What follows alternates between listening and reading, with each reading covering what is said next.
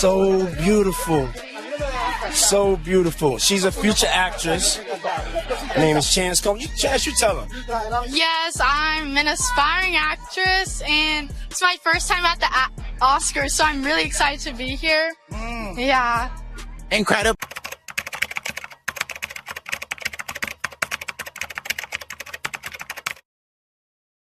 It's so great. Listen, I'm a mom, and I feel like I've watched you guys grow up. How you doing tonight? Great, amazing. We're super excited. Yes, we're so excited for the show tonight. Yes, we're very proud of our dad. We can't believe it. Okay, wait, let me ask you this. Who takes longer to get ready, your dad or you all?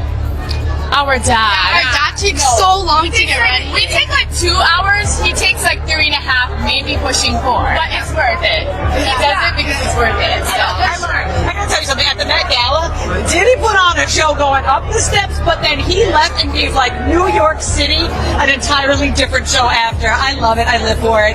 How proud are you of him? Oh my gosh. I don't think you guys understand. We are so proud. Like, I can't even believe it's like it's here. Yeah, we're so proud of like everything he's accomplished over all these years, and like for him to be honored as an icon this year is like really amazing. Yeah. And it's even big because it's global. It's the global icon. So it's like he's the icon of the world. Everybody knew that. But, it's confirmed. Let me ask you this, because I have 2 little girls, and it's different, right? Like, not necessarily the persona, but how people know you and then how your children know you are 2 kind of totally different things. Yeah. What kind of dad is Diddy, is Sean Combs? He's a very fun one.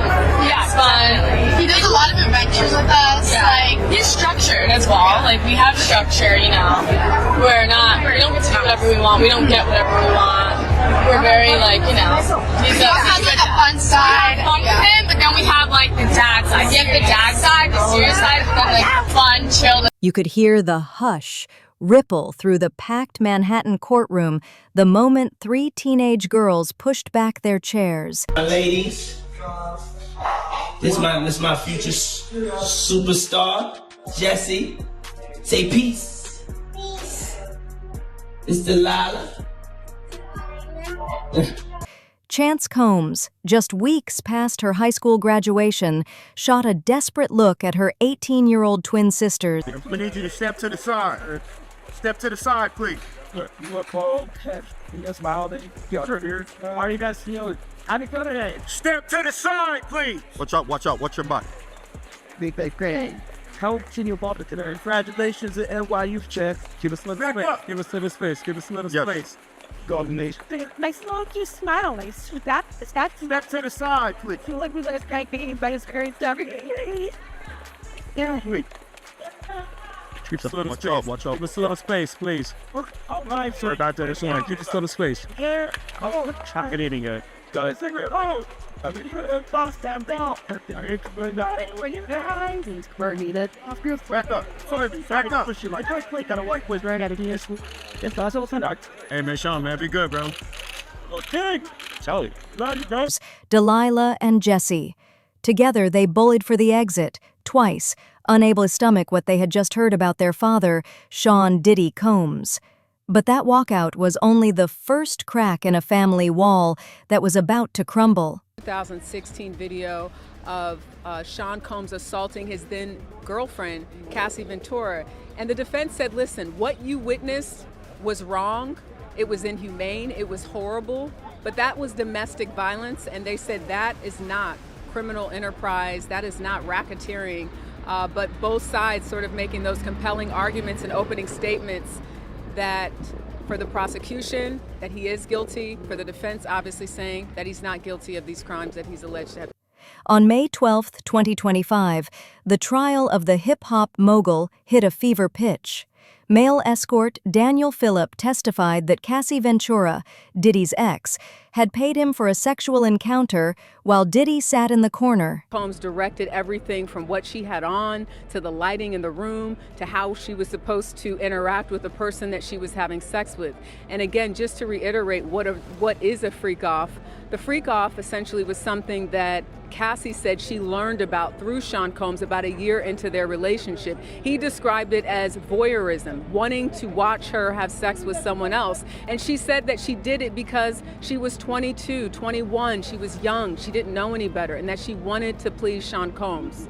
And at some point in time, she actually had said that she looked forward to the freak-offs. Why did Cassie express looking forward to these said freak-offs? When the prosecution asked her, was there ever a time that you enjoyed the freak-offs? This is when Cassie got choked up, and she said, I did, but only because I got to spend one-on-one time with Combs, and I really did love him. And that is speaking to the psychological abuse, in addition to the physical abuse that she potentially experienced as Yeah, well. she's definitely laying out someone who was young, who was influenced by wanting to have this record career. She signed a 10-album deal with Bad Boy Entertainment, led by Sean Combs, and basically describes being enamored by Sean Combs, loving him, not knowing about certain things sexually, and him sort of telling her, teaching her about that.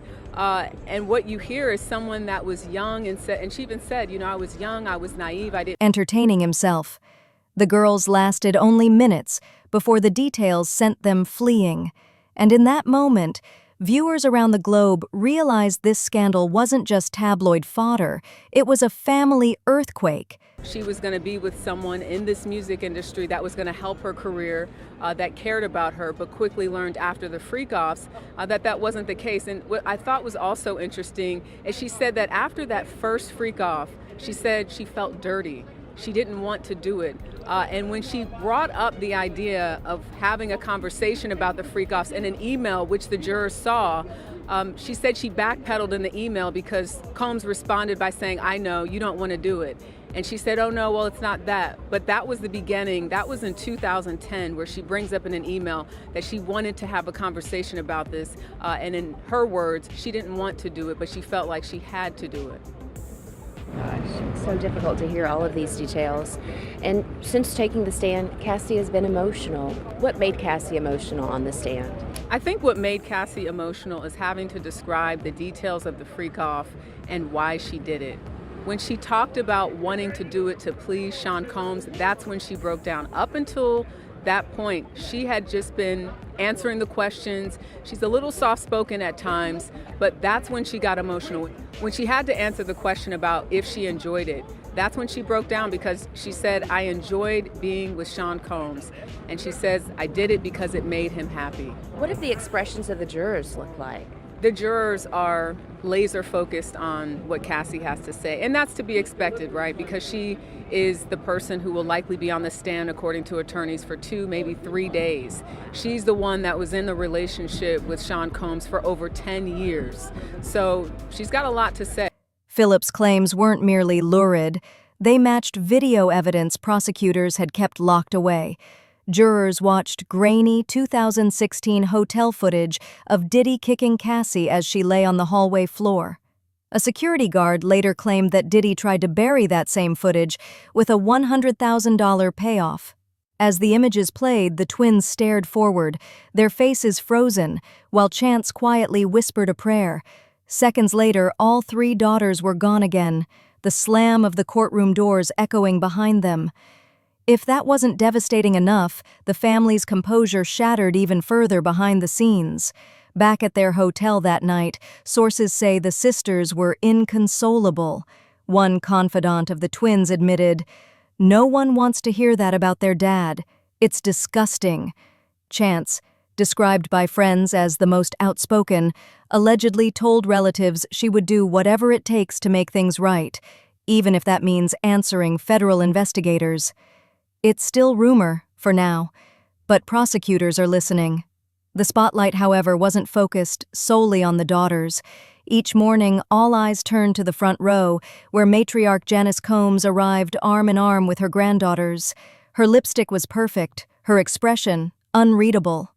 Cameras caught her barely flinching when the assault video was played. Even seeing how Albie Shore, he came out saying that Kim Porter death needs to be looked into. I think that Al being being his ex-wife, he have every right, knowing about the stuff that came out about Diddy and what he was doing. You understand, what he has done in the past, and people have overlooked it. By him coming out and saying that he hoped that he could get her case reopened. There was a guy called John Paperwork the paperwork party, they would put in an open petition to get Kim's case reopened. You understand what I'm saying? So I'll be sure doing this is showing that, you know, he still got love for Quincy's mother. He still want to find out the truth because allegedly Kim was fine the day before and the day of her death. And then now she found in the bed dead from pneumonia. That just don't sound right, bro. That don't sound right at all. So you feel the same way about her death being suspect? I don't think nobody in America thinks nothing suspicious about Kim's death, bro. If you are rich like that, you could, you know, Kim had, I think a net worth of like, what, 12 million a year or something like that? Kim could have called any doctor to come over and look at her. If she was that bad, you know, she could have called an ambulance or something like that. Everything is suspicious about her death, bro. And I don't think an autopsy was done on her. And if it was a half job. You personally, right? What do you think happened to Kim Porter? If I say something personal, bro, and my belief, and I put it on to the public. And as Chance sobbed quietly into a tissue. The judge, meanwhile, issued a stern warning to Diddy after he was seen nodding vigorously during testimony. Janice's iron composure stood in stark contrast to the chaos swirling outside, and to the words her grandchildren once wrote. Flashback to October 2024, when every Combs child, from Quincy to Baby Love, signed a defiant, open letter labeling the accusations as conspiracy theories and pledging unbreakable loyalty. But 7 months later, the very daughters who once vowed to stand by their father couldn't sit through a single afternoon of testimony. That vow now rings hollow, especially after the next bombshell. Federal agents have reportedly recovered a hidden flash drive Kim Porter tucked away before her sudden death in 2018. Insiders whisper about handwritten letters, and one sealed just for her son, Quincy.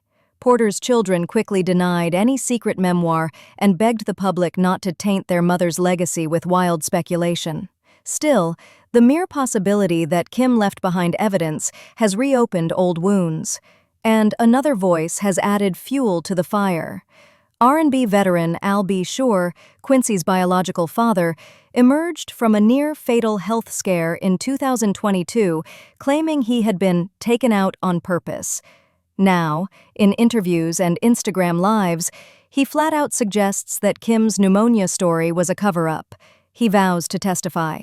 Whether you believe him or not, his voice has turned up the pressure, especially on Quincy, already torn between two father figures.